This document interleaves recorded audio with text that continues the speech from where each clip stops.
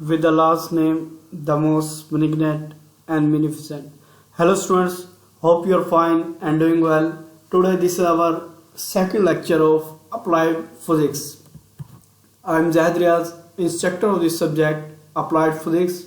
I am lecturer in Department of Electrical Engineering and Technology, Institute of Southern Punjab, Multan.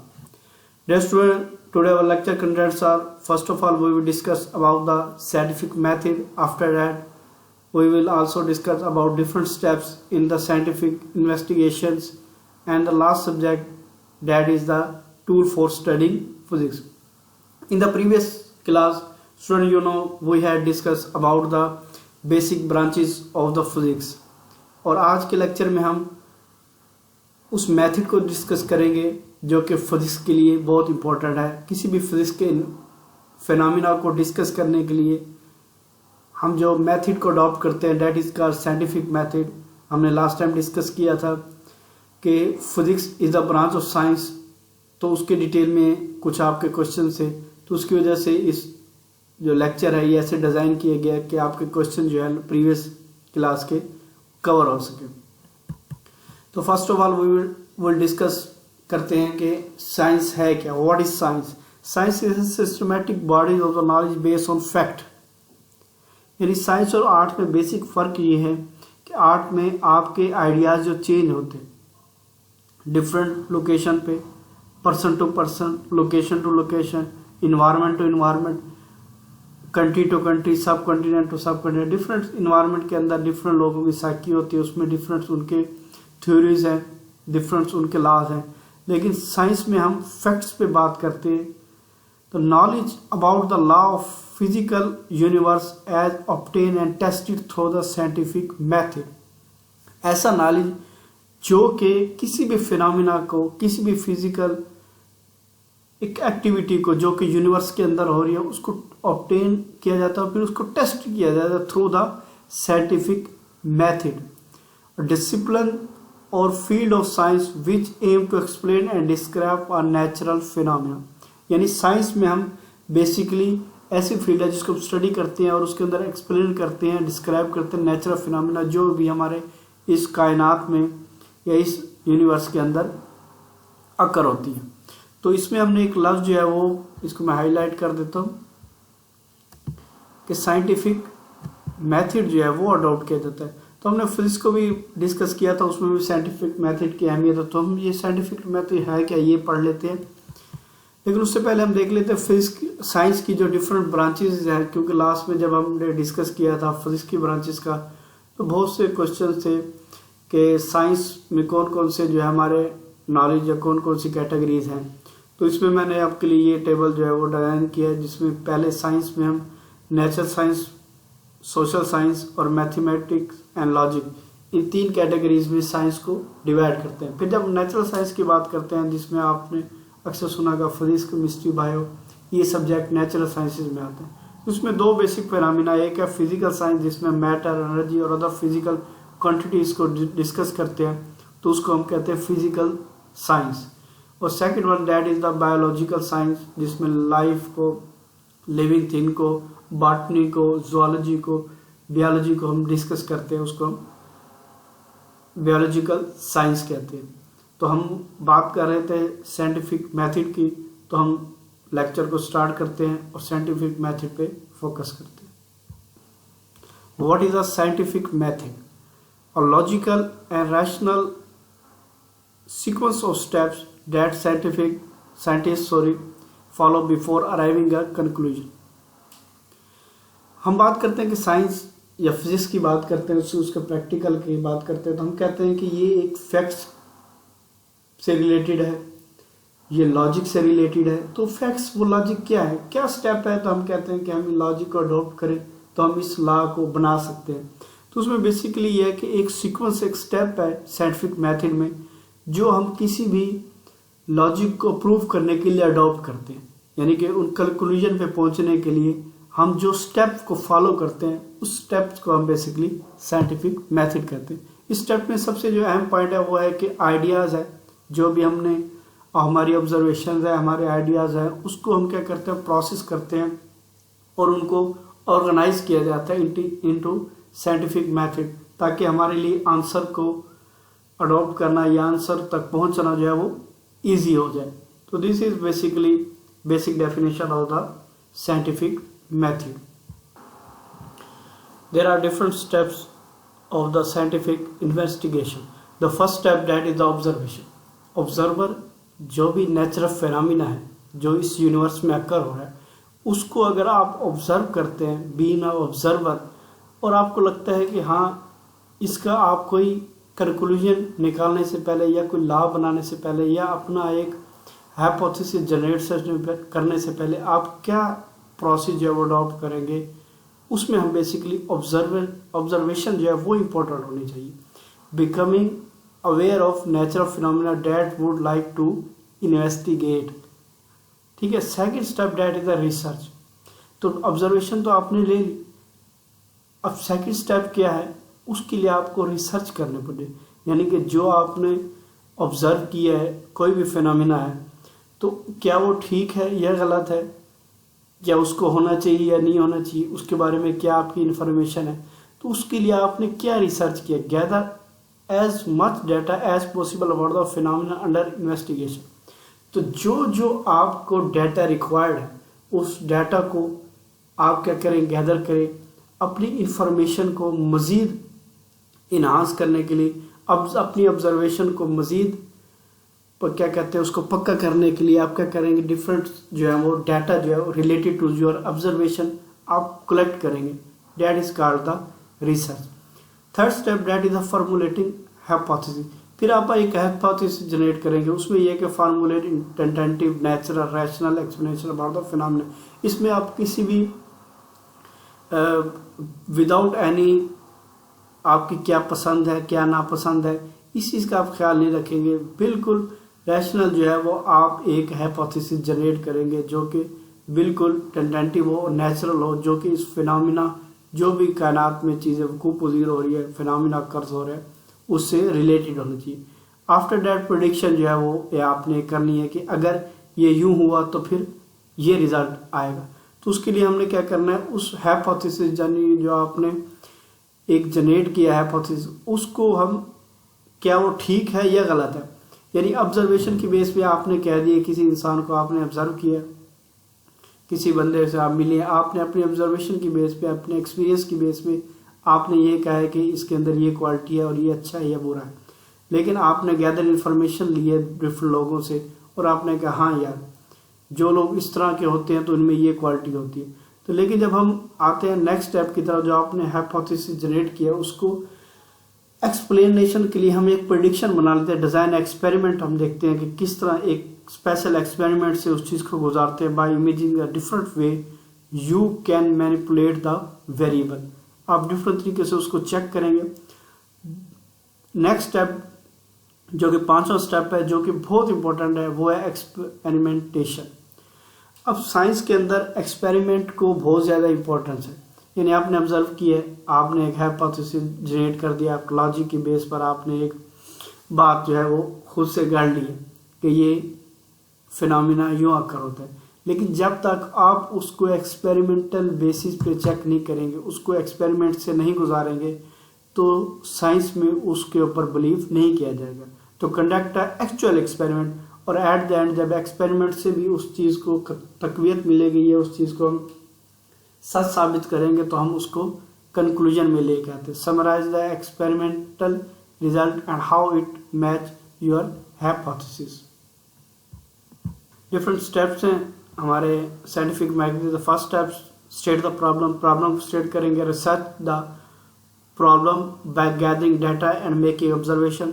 उन्हीं steps को मैंने मज़ीद जो है यहाँ सिंप्लीफाई किया है। जो लास्ट स्टेप हमने पढ़े थे उसमें जो टर्म्स हैं वो साइंटिफिक टर्म यूज़ की थी, तो इसमें मैंने उस टर्म जो है वो इजी करने के लिए आपकी कोशिश किया। तो स्टेप्स को उसी को स्टेप जो हमने 5 स्टेप या 6 स्टेप सॉरी जो लास्ट स्लाइड में पढ़े उसको यहाँ पे इजी वे में एक्सप्लेन किए। स्टेट द प्रॉब्लम, पहले प्रॉब्लम को स्टेट करेंगे, फिर research the problem by gathering data and making observation. उसके बाद फॉर्म हाइपोथेसिस, एक हाइपोथेसिस जनरेट करेंगे।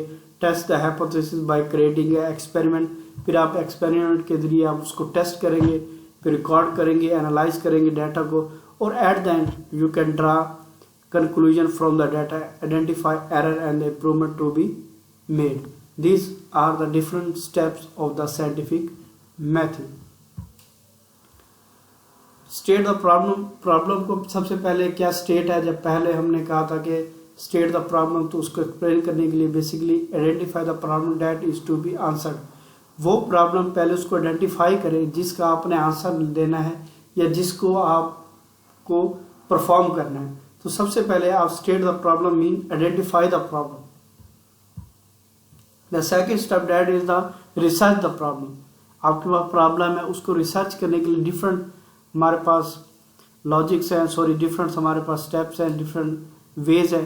Collect data and information about the question. जो भी क्वेश्चन है जिसका आपने आंसर करना है या जो भी एक्सपेरिमेंट है उसको परफॉर्म करना है, तो पहले आपने इंफॉर्मेशन और डाटा कलेक्ट करना है अपने क्वेश्चंस का। You can do this by collection two types of information. दो टाइप्स की इंफॉर्मेशन होगी, एक हमारे पास क्वांटिटेटिव इंफॉर्मेशन होगी, एक क्वालिटेटिव इंफॉर्मेशन होगी। Quantitative information related to your numerical observations and the data, but the quality information related to the non-numerical observation or the data. Next step that is form a hypothesis. अब hypothesis जब form करते हैं उसमें किस किस base पर कौन कौन स्टेप को फॉलो करते हैं। Hypothesis is an educated prediction of the what the answer to the question can made. Hypothesis is formed from the research and data collected. Once a hypothesis is created, then an experiment can be designed to that hypothesis can be tested for truth. आपने observation की, research की, उसके बारे में data collect किए और एक hypothesis बना दी। अब हाइपोथेसिस को टेस्ट करने के लिए हमने क्या करना है कि वो ट्रूथ है या फॉल्स है, हमने एक एक्सपेरिमेंट परफॉर्म करना है। After form the hypothesis, the next step is test the hypothesis. An experiment is set of controlled observation that test the hypothesis. In an experiment, scientists will step up and change one variable at a time. यानी कि आपने observer की base पर, observation की base पर जो आपने की है उसकी बेस पर आपने हाइपोथेसिस जनरेट की है या हाइपोथेसिस कोई बनाया है, वो जब तक एक्सपेरिमेंट कि यूं कहें कि वो एक्सपेरिमेंट के स्टेप से, एक्सपेरिमेंट से पास नहीं होगा, उसको हम ट्रुथ नहीं कहेंगे, ट्रुथ या फॉल्स उसको नहीं कह सकते। तो एक्सपेरिमेंट इस बेसिस से स्टेप है किसी भी साइंटिफिक मेथड के अंदर। नेक्स्ट हमारे पास है पार्ट ऑफ एक्सपेरिमेंट। अब एक्सपेरिमेंट के बारे में हम जिक्र कर रहे हैं, हम ये कह रहे हैं कि एक्सपेरिमेंट जो है वो बहुत ही अहम स्टेप है किसी भी साइंटिफिक मेथड में। तो वेरिएबल इज, तो हम देख लेते हैं कि उसके कौन कौन से पार्ट्स हैं। तो पहला पार्ट है an variable is an quantity that can have more than one variable. Variable that is change in an experiment is called the independent variable. You can only have one. अब एक भी हो सकते हैं, एक से ज़्यादा भी हो सकते हैं। तो वो वेरिएबल जो कि चेंज किए जा सकते हैं एक्सपेरिमेंट से, उनसे हम कहते हैं इंडिपेंडेंट वेरिएबल, जो किसी पे डिपेंड ना करें। Variable that you watch to see how it change as a result of your change to the independent variable is called the dependent variable. अब वो वेरिएबल जो कि डिपेंड करते हैं दूसरे वेरिएबल पर, उसे हम कहते हैं डिपेंडेंट वेरिएबल। फॉर एग्जाम्पल, एक आप प्रोसेस कर रहे हैं, एक्सपेरिमेंट कर रहे हैं, उस पर जो इनपुट है वो आपका इंडिपेंडेंट वेरिएबल होगा। आप कोई कौन कौन से इनपुट्स है, different one, you can only have one भी हो सकता है, दो भी हो सकते हैं, तीन भी, डिफरेंट इंडिपेंडेंट वेरिएबल। तो उस इंडिपेंडेंट वेरिएबल के चेंजिंग के साथ डिपेंडेंट वेरिएबल जो कि इंडिपेंडेंट वेरिएबल पर डिपेंड कर रहा है, क्या आपका जो है वो आउटपुट आएगी, तो उसको हम कहते हैं dependent variable. Next, essential part of experiment. Experiment क्योंकि बहुत ज़्यादा इंपॉर्टेंट है साइंटिफिक मेथड के अंदर, इसलिए हम इसको ज़्यादा डिटेल से पढ़ रहे हैं। The control the group is a standard for the comparison. It is a group that does not get the treatment. For example, if you want to know the about best kind of light for the plant to grow, you would see different kinds of light in the experiment, but some plants would not have no light. This would be control, or the plant that all grow would be compared to experimental data is not valid unless you have a control. This is the essential part of the experiment. Arriving at an conclusion. तो last step है जो कि बहुत important है कि आपने experiment base पर result जो है वो कैसे अखज़ करने हैं. Conclusion is a judgment based on data obtain in experiment. If the data support the hypothesis, then it is said to be correct. If the data does not support the hypothesis, then it must be thrown out. अगर experiment की base पर जो आपने experiment की hypothesis observation की बात पे base पर आपने हाइपोथेसिस बनाया था आफ्टर एक्सपेरिमेंट वो ठीक है तो then it is correct. Otherwise आप इसको फॉलो नहीं करेंगे, वो हाइपोथेसिस गलत है. और द साइंटिफिक टर्म्स, मजीद साइंटिफिक टर्म्स हैं, इसको हम देख लेते हैं. A theory is an explanation that has been supported by many experiment. Theories state approach principle of the nature. अब हम एक थ्योरी के बारे में बात करते हैं कि ये थ्योरी है, ये लॉ है, ये साइंटिफिक लॉ है, ये साइंटिफिक थ्योरी. उसमें हम ये देख लेते हैं कि क्या डिफरेंस है. थ्योरी बेसिकली सपोर्ट करती है एक्सपेरिमेंट को. अगर एक्सपेरिमेंट डिफरेंट एक्सपेरिमेंट की है, एक एक्सपेरिमेंट पे कोई बिलीव नहीं कर रहा है और डिफरेंट एक्सपेरिमेंट और डिफरेंट तरीक़ों से अगर हमने वही हाइपोथेसिस प्रूव कर दिया तो उसको हम थ्योरी का नाम देंगे. और scientific law describe a relation in nature that is supported by many experiment and for which no exception has been found. तो साइंटिफिक लॉ में हम क्या करेंगे, रिलेशन उसको रिलेट करेंगे विद द नेचर के साथ और डिफरेंट एक्सपेरिमेंट जो है परफॉर्म करेंगे आफ्टर दैट. तो this is the basic terminology जो कि साइंस के अंदर यूज होती है. तो first one that is theory and the second one that is the scientific law. अब किसी भी लास्ट स्लाइड में है कि किसी भी स्टडी फिजिक्स को स्टडी करने के लिए कौन कौन से टूल्स जो हैं वो हम देखेंगे. The physics use to basic tool for studying concept. पहला यूजर मॉडल और सेकंड है systems.